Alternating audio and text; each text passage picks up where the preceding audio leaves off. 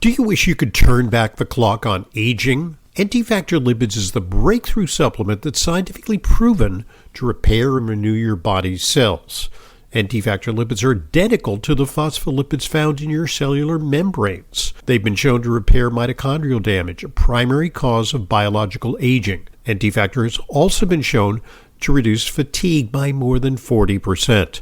And it's even been shown to significantly reduce a wide range of symptoms and improve the quality of life in patients with various conditions like chronic fatigue and those undergoing chemotherapy. I've been using Anti-Factor for years. I don't go a day without it. Anti-Factor Lipids comes in an easy-to-use powder in 2 convenient sizes. For more information and to order, just call 800-982-9158, 800-982-9158, or go to ntfactor.com. That's ntfactor.com for Anti-Factor Lipids powder.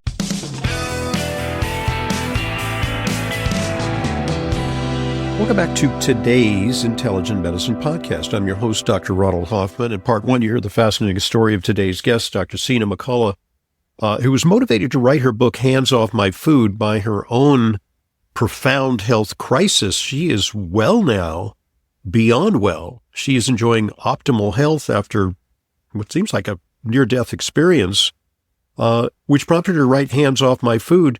So, Sina, tell us what, why is it that we have a food supply that is making us sick? It literally is making us sick. And, we look to the government, we look to responsible companies to offer us safe, reliable food supply, and yet they've been asleep at the switch, or worse, maybe they've been in cahoots. Maybe there is crony capitalism at work, or they're in cahoots to provide us with food that is appealing, that makes a lot of money for these companies, but is undermining our health. Yes. So, okay, there's many directions we can go here. Sure. I want to start with, if you're okay with it, asking ourselves, what do we think the job of the FDA is? Because that's really at the crux of this problem is, like I said in the first segment, many of us just walk into the grocery store and assume the food is safe because we largely assume someone, probably the FDA, is looking at that food. But here's the problem. The job, what the FDA is doing is often different than what we think it's doing. And in fact, there's a former FDA commissioner, and he once actually said what the FDA is doing and what the public thinks it's doing are as different as night and day. Was that Scott Kessler? Yes. Yep. So the FDA was actually never designed to kind of be this nursery to protect us. It was actually designed to facilitate a marketplace where us as consumers are the final judge. So before the FDA even existed, there was a man by the name Dr. Harvey Wiley, and he was a government bureaucrat. He created a poison squad using money from Congress, and he fed young, healthy men increasing dosages of preservatives like formaldehyde and borax. He was trying to prove they were toxic. He wanted an FDA to be developed. And so he was trying to give the government and the American people a reason to do it because these were chemicals that were in the food at the time. So he fed them these increasing levels until they were debilitatingly sick, like they couldn't function anymore. And it didn't lead to the creation of the FDA, but it did lead to establishing the founding principles that the FDA would be founded upon just a few years later with Upton Sinclair coming out with his book, The Jungle, which, documented the horrors of the slaughterhouses in Chicago and so on. Yes, which was actually shown to be false. So when I document that in the book as well, he was, Sinclair was actually trying to oust capitalism and replace it with socialism. Right. Ultimately, I think he ran as the socialist. We think of now the Democratic Socialist Party of today as something novel, but actually, I think he ran for governor in the 1940s or 1950s in California. So, yeah, what's old is new again. Yes, and so he famously said something like he aimed for our heart and he hit us in our stomachs, because it was his book that ultimately led to the formation Of the of FDA. Mhm. the FDA. So here's the thing that people don't understand, though. These three founding principles, which became our national food laws, are number one, the company must provide safety. So the company, so remember this in a minute because I'm going to give you an example, okay? The company has to provide the safety. The label on the food has to be transparent, and that's the job of the FDA. They're in charge of the label, okay? And then the third pillar is the consumer. The consumer must be the final judge. So we decide Right. what food is there based on our purchasing power, It sounds like okay? caveat emptor, let the buyer beware.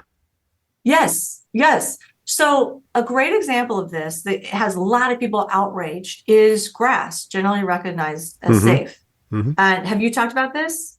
Yeah, Right. my organization, which is called the Alliance for Natural Health, we're working on a platform for grass reform with the RFK Junior HHS because they need a pathway to that. Because you'll explain it, right? What is grass?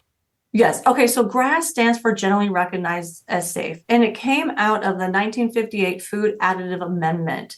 So this is, something that Congress passed or signed into law.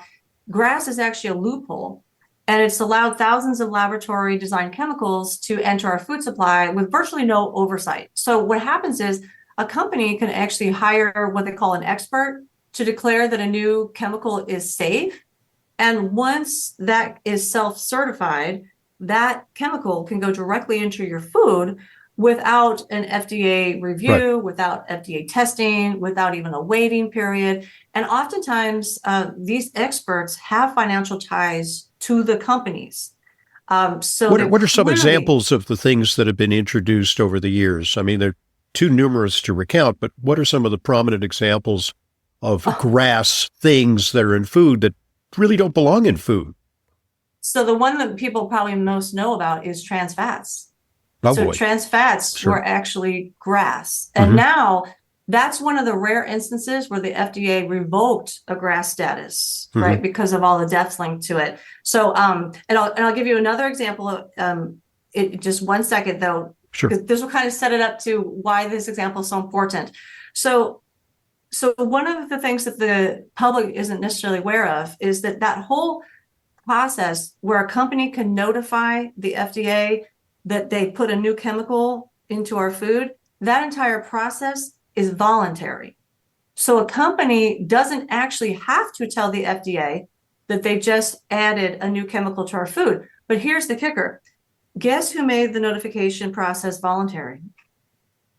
The FDA.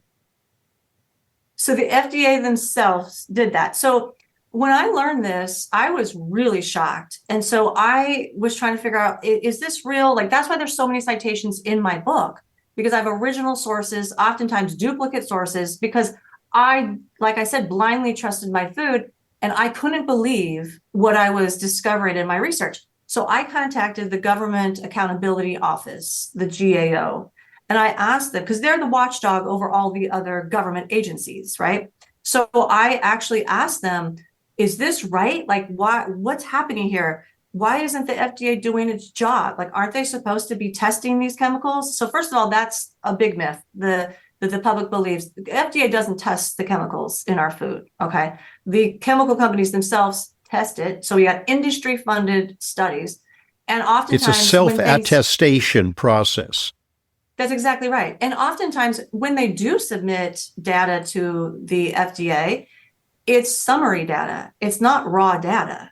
So, as a scientist, I mean, you don't do that. You need to give somebody the raw data so they can crunch the numbers themselves. You Right. can say anything in a summary. So, it's already largely skewed and biased. It's a Sure. sham for the most part. So the Government Accountability Office told me one on one, directly told me that this is not the responsibility of the FDA. They said Congress messed up. Oh. That when Congress passed the Food Additive Amendment with this Hmm. grass clause in Hmm. it, this is loophole, Congress actually never determined who would be responsible for determining that the chemicals in our food are safe. Was that a mere So the- oversight, or were congressmen influenced by heavy lobbying from the food industry and the chemical industry? So my instinct, and based on my research, I think it was lobbied. So because that's, if you look at all the RBGH, GMOs, all the farmer crops, you'll see the same pattern amongst everything. So what this did was this created like a leadership vacuum, because the FDA was like, well, it's not our responsibility, and legally we can't do it. Okay. And that's true, right? Because they have to follow the laws. So that in that leadership vacuum, the company stepped in and started to self-certify. And so now it's been estimated that since 2000, 99% of the chemicals in our food were actually improved by industry itself rather than government. So we're talking about artificial colorings, artificial flavorings, emulsifiers, preservatives, texturizing agents, all manner of, in fact, industrial chemicals that are synthetic that have been added to our food supply to provide flavor, to make the food more addictive, to make it last, to have better shelf life, better appearance, but it doesn't really serve human nutrition. Exactly right. High fructose corn syrup is another example. So it's estimated that there's about 10,000 chemical additives in the food supply today. 10,000. That's an estimate. It could be more. Even Kennedy himself has come out and said, we don't actually know how many chemicals there are because it is a voluntary process. But here's the big example that I wanted to share. Now that you know what GRAS is and how the FDA doesn't test, they don't monitor, right? And it's a voluntary process to even notify them.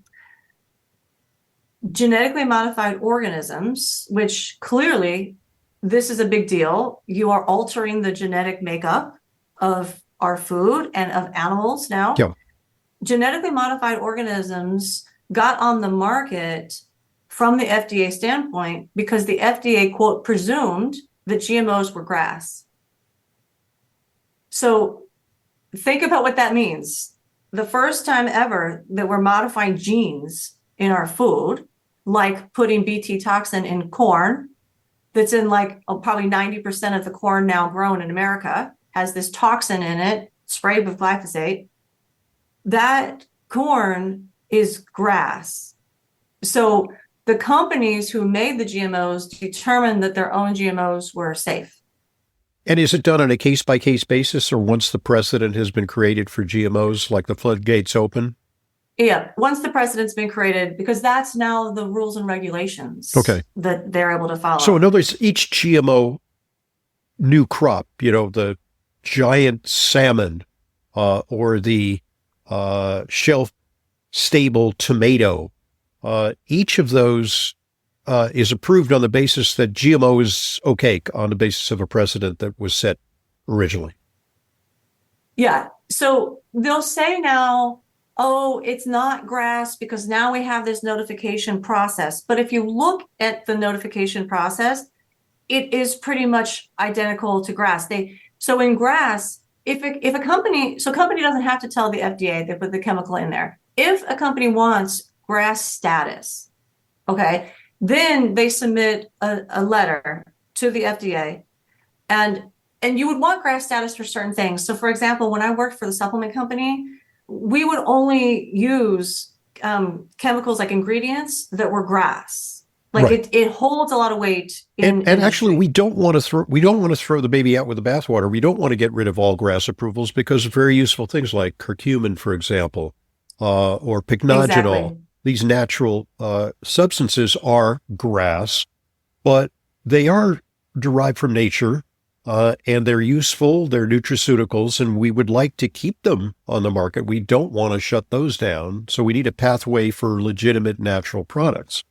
Exactly. And I'm a small government constitutionalist. Like I'm a libertarian. So I don't want the government in my food supply, hence hands off my food, because what they're doing, as I'm laying out here, I'm trying to give you examples to verify my statement that what the government is doing, what the FDA is doing, is not what we think it's doing.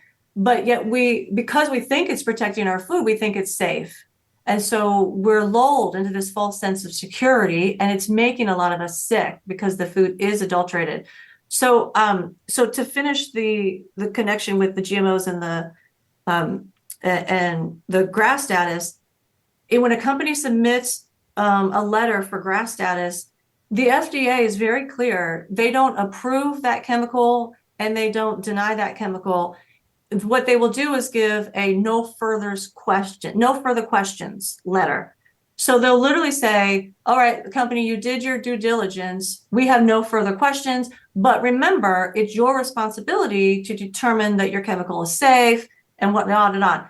And there's no way, by the way, they can actually do that because a couple of reasons. Well, one, they're not doing long-term toxicity testing. It's just not done. Two, rarely does anybody ever do cumulative testing. So what happens when you eat that bag of Doritos with that Mountain Dew? We don't know. There's a synergy between the ingredients. In other words, you can find that an ingredient is safe when given to rats in their drinking water, but when you combine, 1 + 1 + 1 + 1 equals 100 potentially.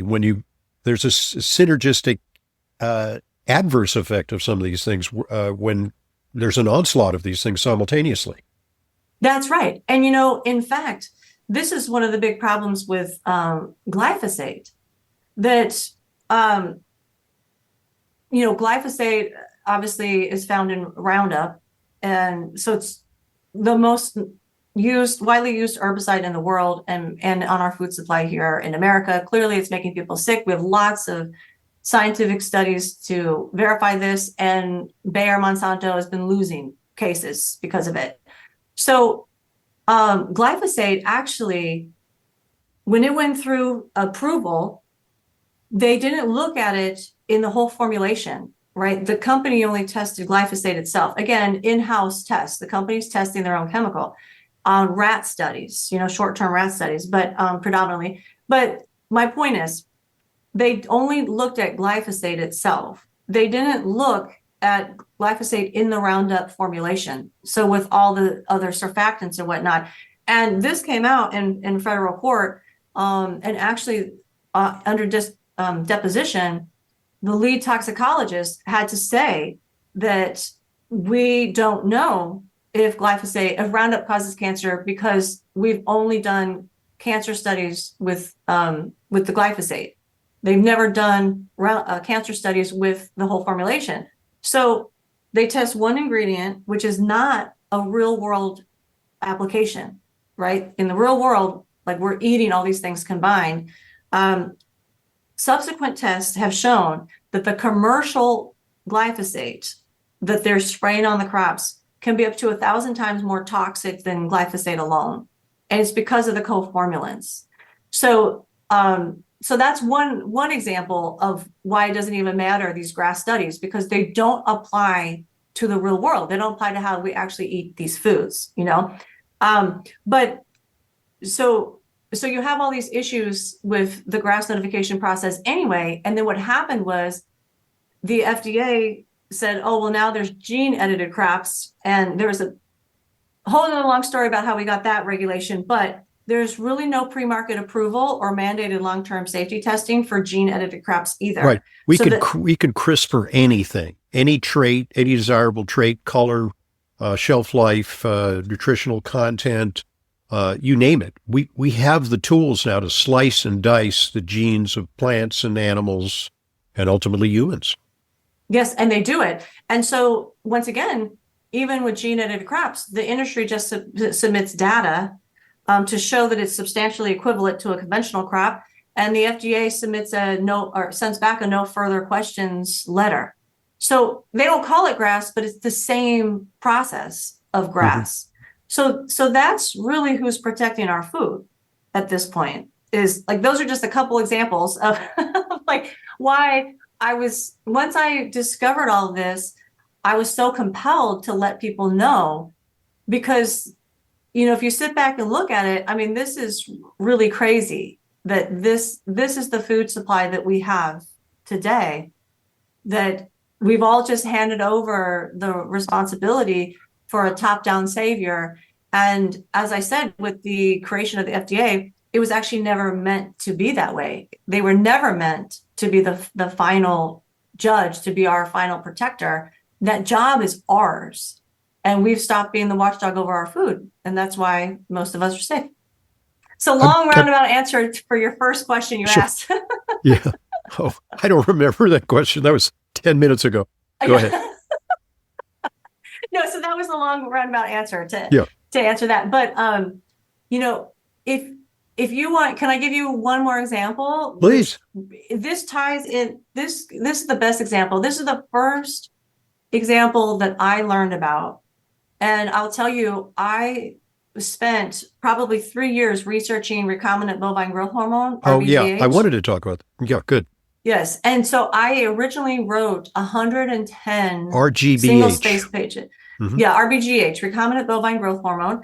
I wrote 110 single space pages on recombinant bovine growth hormone because I couldn't accept what I was discovering in my research. Okay.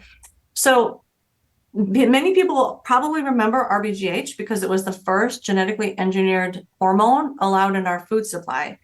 It's given to cows to force them to produce more milk. And so you probably remember this, particularly in the 90s, people found out that there were added hormones to the milk because of RBGH.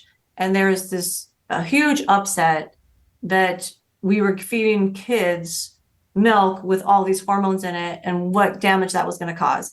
So RBGH is genetically engineered. It's a cow gene that is put into E. coli, so bacteria, and it forces that bacteria to make that hormone called RBGH. Mm-hmm.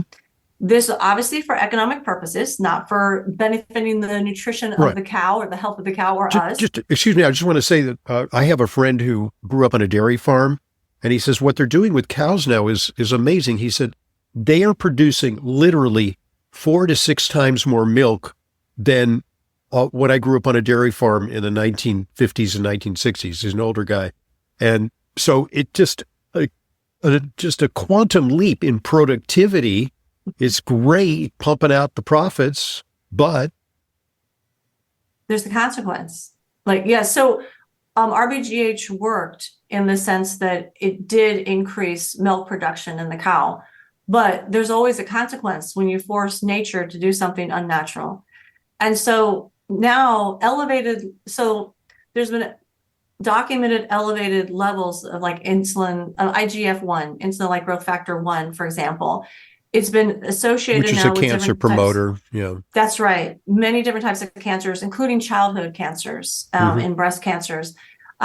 So even at the time, this was back in the 90s, when it was approved for consumption here in the U.S., most industrialized nations banned it, but the FDA said it was good enough for Americans to drink. So then I looked into, well, how did it actually get approved? Here's the pattern. Okay. And this is the same for, GMOs and you name it. So the primary evidence used to support the safety of that milk that was collected from those cows treated with RBGH came from 2 industry-funded rat studies. Meanwhile, the FDA scientists repeatedly warned that RBGH could actually endanger public health. Okay, this is their own scientists, and the FDA silenced them, intimidated them, fired some, silenced them. The Government Accountability Office itself advised against the approval of RBGH. Cows were getting sick. Okay, they gave it this hormone. The cows got sick. Many different kinds. They were developing mastitis because of the distended udders, and they required more antibiotics, which is also introduced into the food supply. So not great. Exactly. And that's exactly what happened. When they had to give them more antibiotics, the amount of antibiotic residue in the milk exceeded the threshold, the FDA's own threshold. So the FDA did not go back to the company and say, hey, the product's not working. You need to, reformulate this. Instead, they changed their regulation to suit industry. So they increased the amount of antibiotic residue allowed in the milk that we drink. And then I was like, well, why would they do that? That's when I learned about the revolving door. So 3 quick examples here. Yep. There was Dr. Margaret Miller. She's the one that actually increased the allowable level of antibiotic residue in the milk. Well, she happened to work for Monsanto. So Monsanto's the one that back in that time in the 90s produced RBGH. Okay. So she worked for that company, for Monsanto, and she worked for them developing bovine growth hormone. Then she was hired by the FDA, where she evaluated the same research on RBGH that she herself conducted working for Monsanto. Then there was Dr. Susan Session. She was actually at FDA the primary reviewer of RBGH. Well, while she was in grad school, she conducted studies on RBGH for Monsanto as well, then was hired by the FDA to evaluate her own studies. While she was at the FDA, she actually published articles in support of Monsanto about RBGH. The third character a lot of people have heard about, that's Michael Taylor.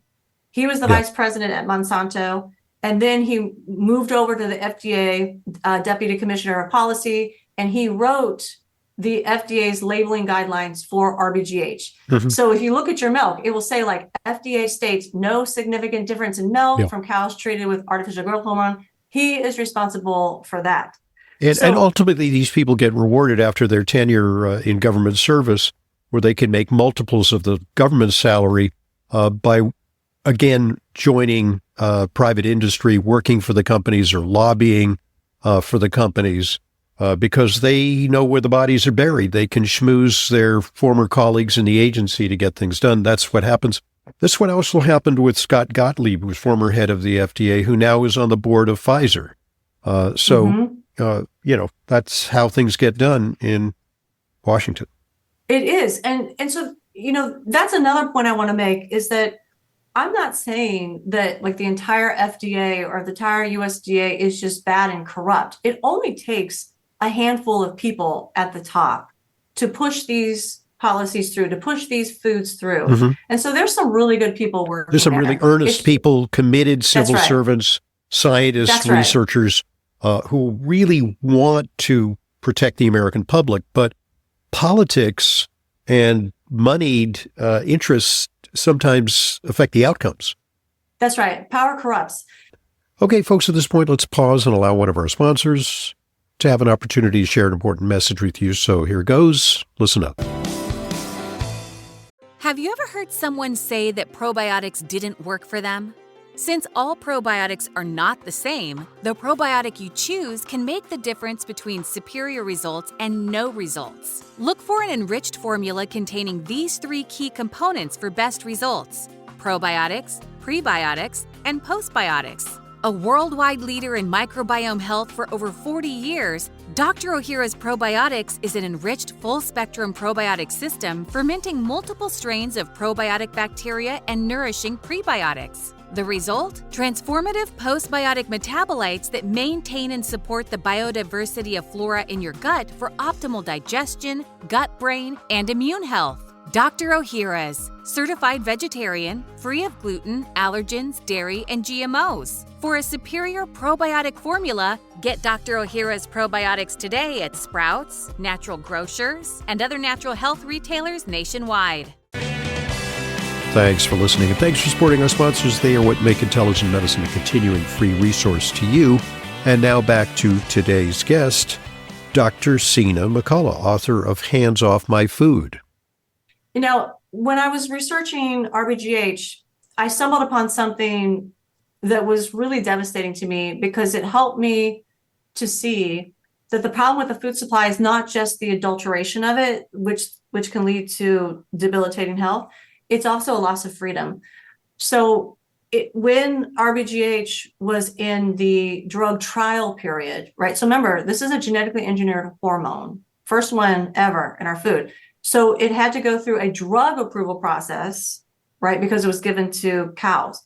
So while it was still in the testing phase, the drug trial experimental phase, they were collecting milk from these cows and they would sell that milk in our grocery stores.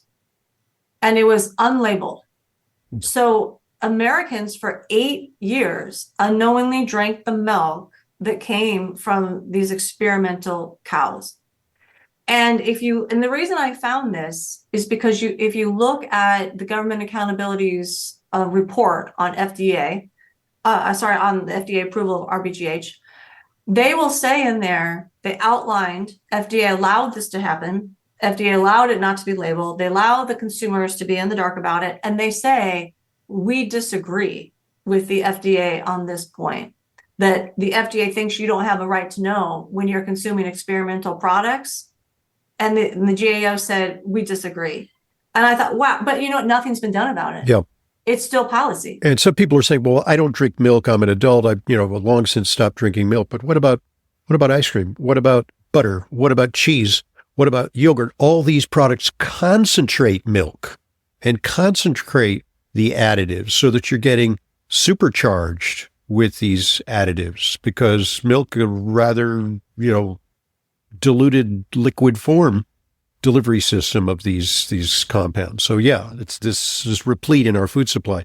I wanted to switch gears. I mean, for our listeners, there's a lot of detail. This is beautifully researched and thought out. This is not simply, an emotional screed against the food industry. It's meticulously researched with many, many references that you can look at in the back of the book, and you can actually, do your own deep dive on these subjects, thanks to Dr. McCullough. I wanted to talk about organic food because a lot of people think that's their refuge. They eat organic. You, however, have stated that even while you're eating organic, you still were exposed to some things that were making you sick. Are there organic loopholes, or is it a fool's paradise? So there are organic loopholes, unfortunately.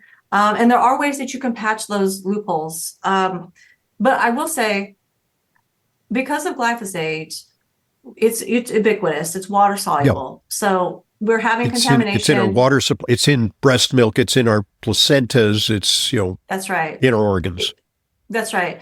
So sometimes it is showing up in organic food, like the testing that the Florida just did, and it showed it in, some organic bread. But it's always so far been shown at a lower level. Mm-hmm. So I don't want to discourage people from shifting from conventional to organic. That's one of the first easy steps somebody can make, because you are lowering your toxic load in general when you switch from conventional to organic. However, be aware that there are loopholes in the organic label. So, for example, one of them is, glyphosate itself.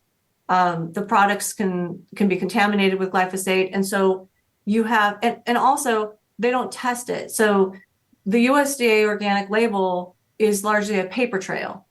It's documents saying, I'm certifying that this is organic. Like, I'm certifying I don't spray. It's the provenance of the food. That's right. That's right. So they don't really test. Like, they can test. The government can say, we're going to come test your farm, but they don't really do that. Right. In general, they may test like 5% of farms. It's like an audit, yeah. That's right. And so you're taking the farmer's word for it, first of all. Okay. And as I've just laid out for you, there's a lot of corruption. There's a lot of corrupt farmers with RBGH as well. And by the way, they're still thought to be corrupt. RBGH is trying to make a comeback, which is one reason why I put it in the book. There's a company now in America that picked it back up and is producing it again and trying to get farmers to take it. And Pete Harding at the Milkweed has documented that there's many farmers that he has come in contact with who are signing the paper saying they don't use RBGH, but they are actually using it. Sure. So it does happen. It's happening in the organic label as well sometimes. So one loophole is, the glyphosate issue. So what I do when I'm in the grocery store, I'm looking for the USDA organic label, the 100% USDA organic label. I pair that with the Detox Project's glyphosate residue-free label. And that's a third-party independent label. And they not only test every ingredient, but they test the final product, right? Good. To see what's in the food. So it's a certification organization, a voluntary certification. That's right. And so I, as a free market supporter, which we don't have a free market in our food supply at all, but I support these independent companies because they have something to lose. Unlike the government, if they mess up, the government's not going out of business, right? Usually people say, oh, well, they're just underfunded. They just need more money to do it. Not true. But if these companies mess up, they can go out of business. So I pair the USDA organic label with that seal and then a second seal. I do pair it with the Non-GMO Project's butterfly label because, again, there's no testing. It's just a paper trail. And there's only, so I believe it's 3 years. I'd have to check for sure, but you can take a conventional farm, and I think it's like a 3-year transition period to turn it into organic. Well, glyphosate has been shown to live in the soil for much longer than that. I mean, it can live 12, 15 years sometimes in that soil, and they're not testing to see, is the residue still in there? So those are just some of the loopholes like in that label. I mentioned some at the top of the other show where you can have chickens in CAFOs as long as they're not inside individual cages. Right. It's very deceptive. The CAFO, they're You know, still I go to organic. the egg counter and I'm just bombarded with claims. It's this one's cage free. This one That's is, right. rich in omega-3s. This one is grass fed. This one is organic and grass fed. I mean, it's There's a lot of bewildering. confusion. Yeah. But but again, the organic label does reduce your toxic burden in many ways. And one of them is this. A lot of people may not be aware that conventional food can be grown in sewage sludge. Great. Organic food that's not allowed. Not that they're not doing it. I'm not saying that, I'm not auditing them, but it is not allowed in organic production. But in conventional food, they can use sewage sludge.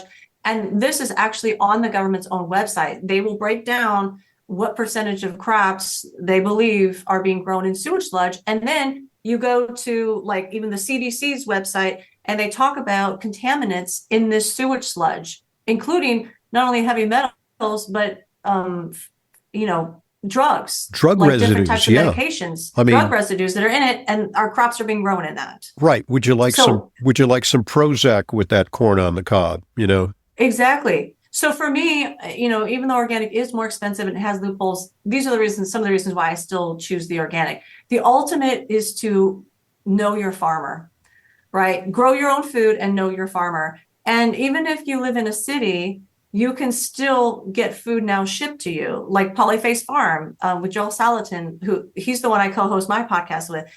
He ships across the country. Ed Elzinga out of Idaho is an amazing rancher. He's one And of those the last resources real are in your ranchers. book. A lot of Yeah. those resources. So you have a Yep. section, because a lot of people are saying this is doom and gloom, but you actually have a Oh, yeah. section that's kind of constructive, which is like easy ways to fight back. The power of the purse, source your food carefully, to some extent, grow your own food under conditions that are, under your control. But short of that, also, push for change, push for more stringent government regulation. If you don't believe in government regulation, work to support some of these resources that actually help us discern, like Environmental Working Group, various organizations that help us discern, where are the clean sources of food. Exactly. I'm glad you brought this up because I am solution oriented. The ultimate root cause of illness, chronic and autoimmune disease is fear. And so I never want to put somebody in a state of fear. I want to educate them and empower them. And I think you can do that by providing easy solutions. So every chapter in my book, like for example, when I talk about RBGH, at the end of that chapter, I have solutions for you specific to RBGH. Same with GMOs, same with grass, on and on. And then the whole last section of the book is also solutions. So there's a lot of things you can do. In my opinion, the best thing that we can do is number one, start reading your labels if you haven't already. Don't eat anything that you can't pronounce. If you're reading an ingredient, you can't pronounce it, don't eat it. If you can't tell me the source, like where that came from, don't eat it. Like I always say, go back to what your great grandparents used to eat, like minus the trans fats, a couple things. So read the ingredient labels. And so if you walk away with just one thing from today's interview, it's this: feed the good, starve the bad. And this goes for your microbiome, but also for actually in the grocery store, at a restaurant, at a hot dog stand. Like you want to feed the good and starve the bad because that's what a company actually responds to. Right. It's the bottom dollar for them. And so the fastest way to make change is for us to vote with our dollar with every single piece of food that you eat. And we see this throughout the entire book. I give in these sidebars what are called free market wins. to help encourage you, to show you over and over again how companies do respond when consumers speak. So I have examples of quotes from the company that we did this because of the consumer and like what they actually changed. So it is possible to do it. And unlike the government, which the government is designed to move slowly, like that is the intention. That's how it was founded. So that, for example, it doesn't matter the political party so much. The system won't just radically change. Someone can't just come in and change things. Well, executive orders are doing away with that. But in general, you know what I mean? It's designed to be slow. The marketplace is fast. Companies don't want to lose money. They will respond quickly. Right. You just need a tipping point. Jeffrey Smith has estimated the tipping point is 10%. Yeah, he's great. He's like really on the case with glyphosate. He's one of the people who really sounded the alarm about glyphosate early on, and he's been a guest on the show many years ago. I just wanted to say, I just returned from New Zealand. A lot of people say that, this kind of agriculture that you're talking about, it's not sustainable. We need to feed the masses. The world's population requires GMOs and bioengineered food products, just to alleviate starvation.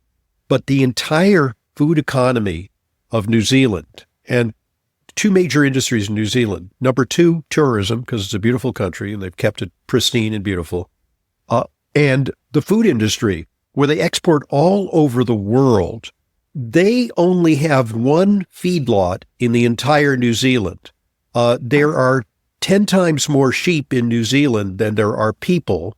They make lamb, they make venison, they produce an enormous amount of beef, and it's all grass-fed and organic.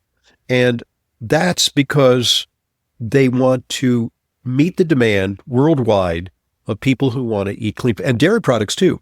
They don't use any of these additives. These are grass-fed products. Now, they have a lot of land, they have a lot of grazing pasture, but they're committed to these principles, and it's actually a great business model for them. So this is something that's doable, sustainable agriculture, but the health of America is at stake. It's not just a matter of, what appeals to consumers on a whim because they want to eat clean. We're expending so much to alleviate the problems that are caused by our foods, problems such as you encountered, and we could go a long way to reducing our healthcare burden by simply eating cleaner. That's exactly right. And so that's the narrative that in large part the chemical companies have pushed for decades now, is that we're going to feed the world. Like that was the impetus for GMOs, for example.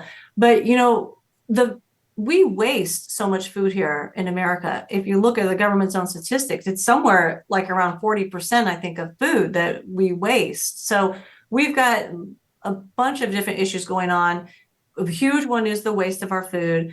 Another one, though, there's not the motivation to get us off this industrial, chemical, heavy monocrop system that we have.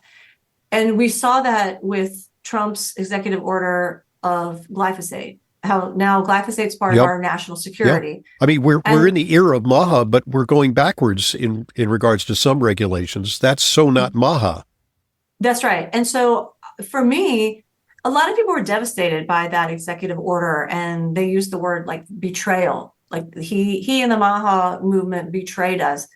And I never had the expectation the government was going to fix it, clearly because of the research I've done. So while can't I was look to them as the saviors. Yeah, that's right. I was disappointed, but I never felt betrayed because the people are the ones that are going to save us from this. We're the ones that have the power to actually turn this around. So what I think, though, if there's a silver lining to that executive order, it's that, number one, people, particularly in the movement, have now realized the government is not the savior. But number two, people are waking up to the realization that our current food system is dependent on GMOs and glyphosate. So much so that now our president has said this is, a matter of national security. It's a national security issue, right? Yeah, it's like. Yeah. And now with the war going on, we're seeing issues with fertilizer, right? We can't get fertilizer through, and so now they're like, which comes from the petroleum industry. That's right. So my thought is, okay, usually before a massive wake up call, you have to go through pain.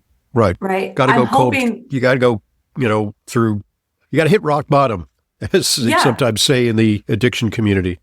that's right. So I'm hoping this might be a massive wake up moment where people are understanding, wait a minute, not only has the food gotten us sick, but this is why we can't change it. This is why when people were so excited to have Kennedy in there and they thought he was going to change all this stuff, Joel and I were on our podcast and we were like, please don't put misplaced expectations on Kennedy. You will be disappointed because he's one man and you don't understand how complex this system is. There's so little that he can actually do in that position. The best thing that he did, and I give him credit to this because no HHS secretary has ever done this to the degree that he has brought a level of awareness Yes. about the adulteration There's the of our bully. food. There's the bully pulpit aspect to That's it. right. Yeah. So Yeah. that is his crowning achievement. Beyond that, don't have the misplaced expectations. So, for example, he got companies to voluntarily remove synthetic dyes. Okay. Well, what are they replacing those with? What they're saying, natural dyes. Well, what people don't realize is that some natural dyes are highly processed with industrial chemicals like hexane, and some residues remain. Some natural dyes are adulterated. We see this over and over again, even in the scientific literature. Turmeric is one of the worst, right? They actually will add an orangish hinted chemical into it to make it look orange. Sometimes when they're adulterating it, and that chemical has been linked to cancer. So and there's heavy metals that are in some of these natural dyes, and they're not. They're tested for it. bioaccumulators. Some of those That's herbs. right. Yeah. So it's a problem. So people are like, "Oh, yay! Now we have these natural dyes. This is such a victory." And so then the veil comes back down over their face, and so that's why Joel and I are out here saying, "Please don't let that happen. Like, don't stop being the watchdog." Well, that sounds like a good resource in addition to your book, which is Hands Off My Food. You do a podcast with Joel Salatin, who's also really authoritative on these subjects. So tell us about that. Yeah, we do a weekly podcast. It's called Beyond Labels. Great. We actually wrote a book together called Beyond Labels, and it's a farmer and a doctor helping you figure out food confusion. So we take you step by step, one small tip at a time, to help you move along this continuum toward health, happiness, and freedom. So the podcast is called Beyond Labels, and it's available through your Apple Podcasts, etc., Stitcher, and so on. Right. That's right. And we kind of joke around sometimes, but it's not really a joke. But you have to make light of things to get through all of this. But we always say, like, it's crazy that it takes a farmer and a doctor working together to actually reveal what's in our food. Like, that's too complex of a food supply, a food system. But yeah, we're both, we're very solution oriented. We're very much about empowering the individual. We do the research so that the busy mom and dad don't have to do it themselves. We bring it to you. We bring original sources so that you can understand and make informed choices. We don't do shaming. We don't do judgment. We feel like everyone has a right to eat what they want, but we are encouraging people to choose based on informed consent. Because no matter what you do, you're consenting. You just don't realize what you're consenting to a lot of the times, right? Every choice we make, you've consented to something. So we're trying to get people to understand, when you buy A versus when you buy B, what are you actually consenting to? Who are you promoting? Who are you supporting? And does that align with your principles? And then we're back to feed the good and starve the bad. You define for yourself what's good and what's bad. We're just here to help pull the curtain back so you can see behind the scenes what's really happening. Well, great stuff. That sounds like an important resource for our intelligent medicine listeners. So congratulations on your book. Folks, get the book because it's chock full of information, full of useful resources. Hands Off My Food by today's guest, Dr. Sina McCullough. Thanks very much for joining us, Sina. It's been a real pleasure talking to you. Thank you. I'm Dr. Ronald Hoffman, and this is the Intelligent Medicine Podcast. I want to thank you for listening to the Intelligent Medicine Podcast. Follow us on Apple Podcasts, Spotify, Amazon Music, or your favorite podcast app, and get new episodes automatically downloaded every weekday. And please give us a rating and review. It truly helps new people discover intelligent medicine. The Intelligent Medicine Podcast is for general informational purposes only and does not constitute the practice of medicine, nursing, or other professional healthcare services, including the giving of medical advice, and no doctor-patient relationship is formed. The use of information on this podcast or materials linked from this podcast is at the user's own risk. The content of this podcast is not intended to be a substitute for professional medical advice, diagnosis, or treatment. Users should not disregard or delay in obtaining medical advice for any medical condition they may have and should seek the assistance of their healthcare professionals for any such conditions. Finally, please visit drhoffman.com and discover everything Intelligent Medicine has to offer, including frequently updated, unbiased health news and fully vetted product and supplement recommendations. You're listening to Intelligent Medicine, a resource to help you take control of your health. We offer a balanced, objective analysis of all your health, wellness, and aging options, both conventional and alternative. Now you can take your engagement to the next level by joining FullScript. FullScript is my online dispensing platform that only offers curated, professional-grade supplement brands that I know and trust. Never counterfeit or expired, always stored and shipped correctly. Just go to drhoffmanstore.com for more information and to start your free FullScript account. Buying through FullScript offers fast, free shipping, optional refill reminders, a mobile-friendly site. It's safe, secure, and HIPAA compliant and offers world-class support. Just go to drhoffmanstore.com. You'll get access to the supplements and features you need to help you achieve your wellness goals, including my custom targeted protocols that combine the products I recommend to address specific needs, heart health, immune support, and much more. It's all at drhoffmanstore.com. drhoffmanstore.com.